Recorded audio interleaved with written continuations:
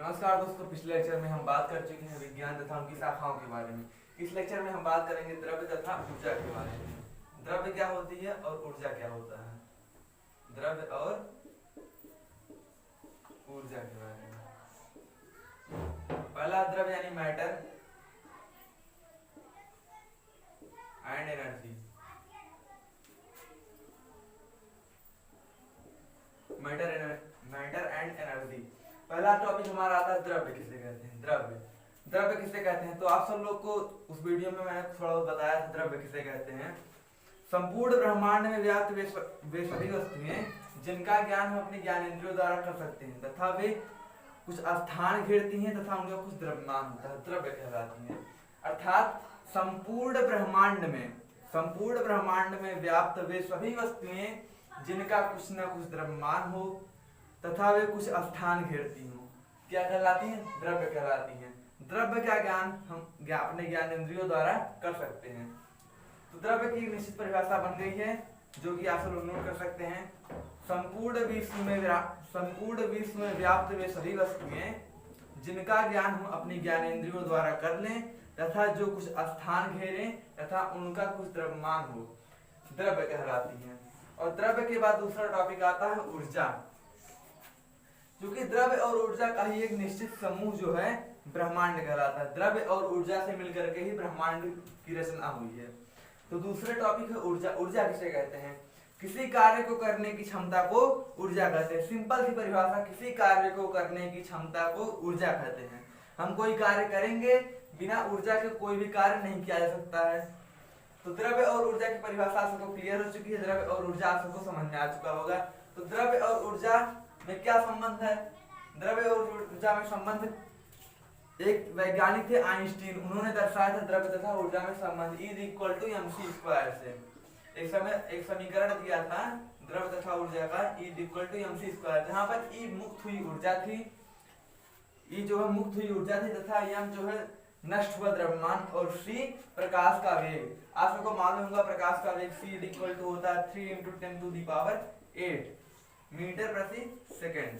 अर्थात जब द्रव्य E = mc² का मतलब हो जाएगा, अर्थात जब द्रव्य नष्ट होता है तो उसके बराबर जो है ऊर्जा निर्मुक्त होती है। आइंस्टीन के अनुसार जब द्रव्य नष्ट होता है तो उसके बराबर जो है ऊर्जा निर्मुक्त होती है। ये आइंस्टीन के नियम के अनुसार है। द्रव्य तथा ऊर्जा में यही संबंध है, आप सब लोग इसको नोट कर सकते हैं। इसके बाद हम आते हैं द्रव्य की अवस्थाओं पर। द्रव्य कितनी अवस्थाओं में हो सकता है? द्रव्य की मुख्यतः 5 अवस्थाएं हैं। हम वैसे सामान्य रूप से अभी तक पढ़ते आएंगे द्रव्य की कुल टोटल 3 अवस्थाएं। पहला होता होगा ठोस, पहला पढ़े थे हम लोग ठोस, दूसरा द्रव तथा तीसरा गैस।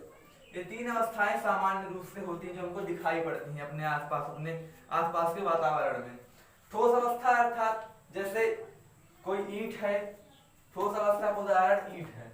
द्रव अवस्था का जैसे पानी, और गैस अवस्था का जैसे वायु है, कार्बन डाइऑक्साइड, CO2, ये सब चीजें हैं गैस अवस्था में। तो इसका भी हम डीपली नॉलेज करते हैं। इससे पहले बात करते हैं द्रव की अवस्थाओं पर।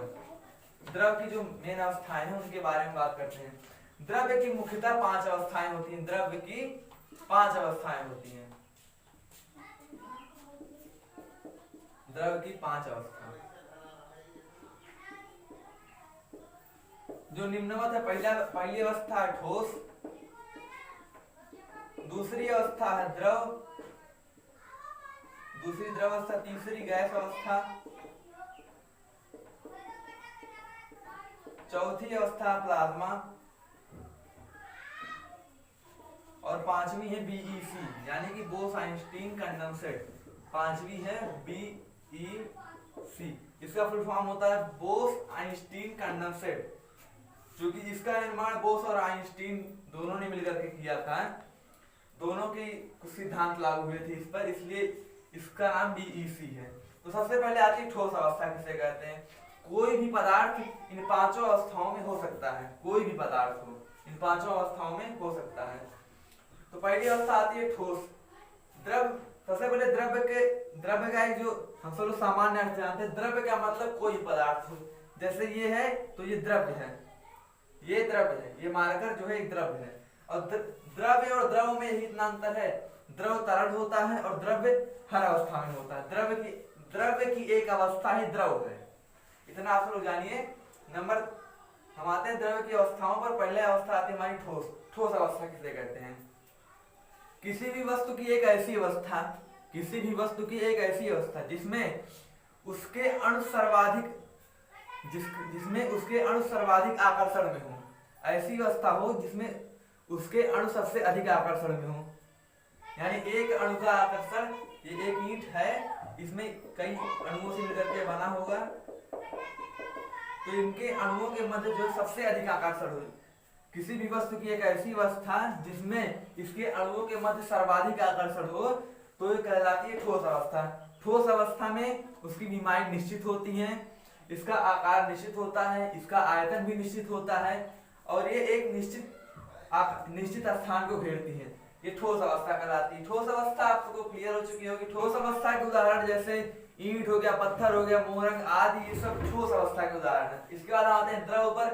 द्रव किसे कहते हैं? पहला हमारा टॉपिक क्लियर हो चुका, ठोस किसे कहते हैं, ठोस आप लोग को क्लियर हो चुका होगा। अर्थात जिसमें किसी भी द्रव्य की एक ऐसी अवस्था जिसमें उसके पदार्थों में सर्वाधिक आकर्षण, पदार्थों के अणुओं में सर्वाधिक आकर्षण हो, द्रव्य अवस्था, ठोस अवस्था कहलाती है।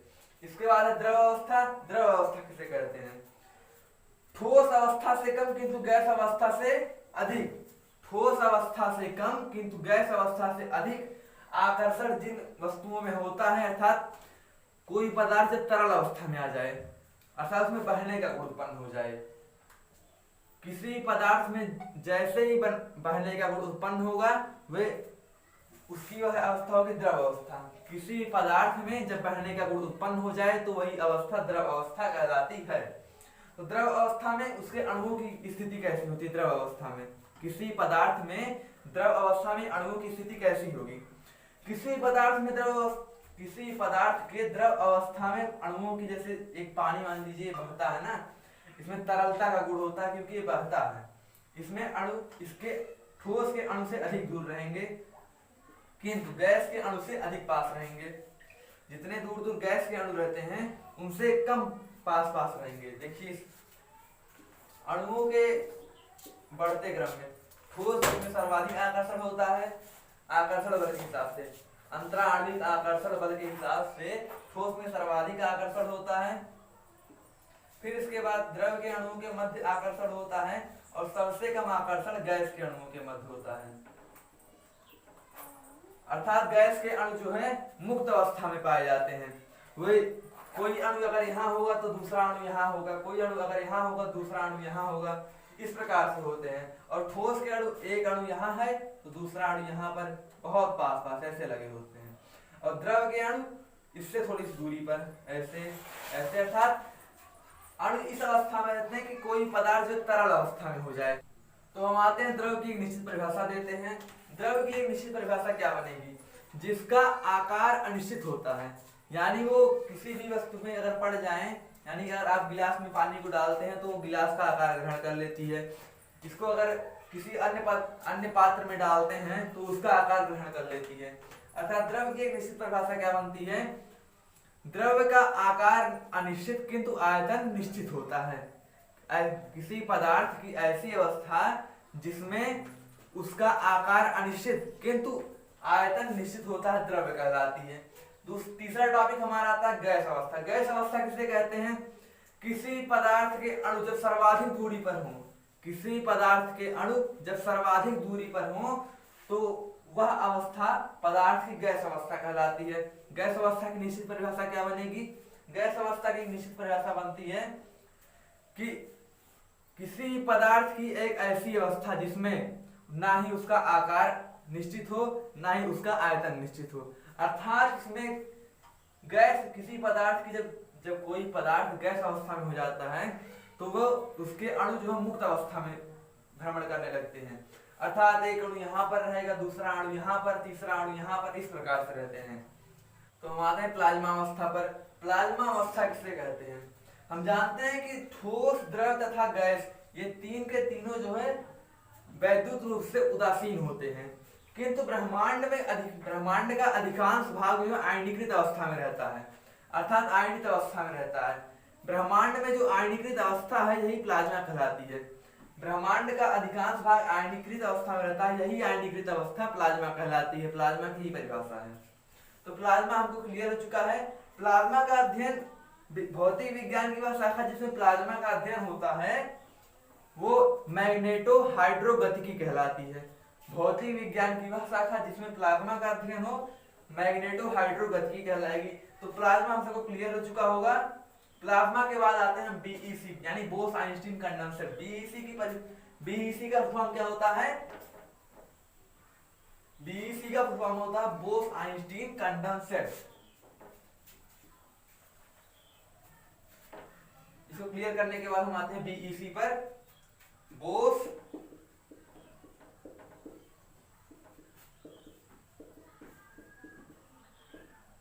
Einstein condenser. तो हम आते हैं द्रव्य की पांचवी अवस्था बोस आइंस्टीन कंडेंसर पर। बोस आइंस्टीन कंडेंसर किसे कहते हैं इसको सबसे पहले क्लियर कर लेते हैं। बोस आइंस्टीन कंडेंसर किसे कहते हैं? किसी पदार्थ के 1,00,000वें भाग के बराबर, किसी पदार्थ पर कोई पदार्थ है उसके 1,00,000वें भाग के बराबर तथा उसको बहुत ही निम्न ताप पर, किसी पदार्थ का 1,00,000वां भाग तथा उसको बहुत ही निम्न ताप तथा दाब की परिस्थिति में बीईसी का निर्माण किया जाता है। किसी पदार्थ के 1,00,000वें भाग को बहुत ही कम दाब तथा ताप की परिस्थिति में बीईसी का निर्माण किया जाता है। तो आप सबको बीईसी क्लियर हो चुका होगा।